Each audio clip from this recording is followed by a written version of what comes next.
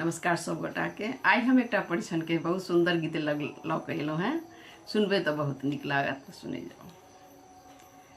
दियौन है सखी गाड़ी दुल्हा के बापो भिखारी, दियौन है सखी गाड़ी दुल्हा के बापो भिखारी, दुल्हा के बापो भिखारी है सखिया, दुल्हा के बापो भिखारी है सखिया, दुल्हा के बापो भिखारी, दियौन है सखी गाड़ी दुल्हा के बापो भिखारी।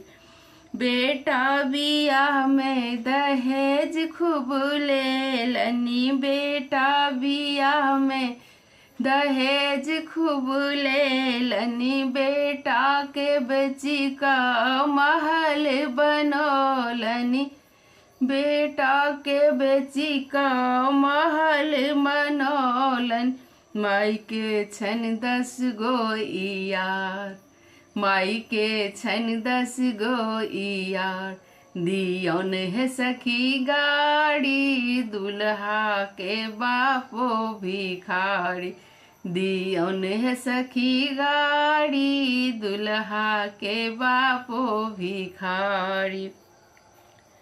बापो त गाँव के गामा कहो बनी, बापो त गाँव के गामा कह बन, बहिनी त भोर साँझ गाम गाम घूमन, बहिनी त भोर साँझ हाट बाजार घूमन, बहिन फुआ के जौवन अपार, फुआ के यौवन अपार, दियौन है सखी गाड़ी दुल्हा के बापो भिखारी, दियौन है सखी गाड़ी दुल्हा के बापो भिखारी।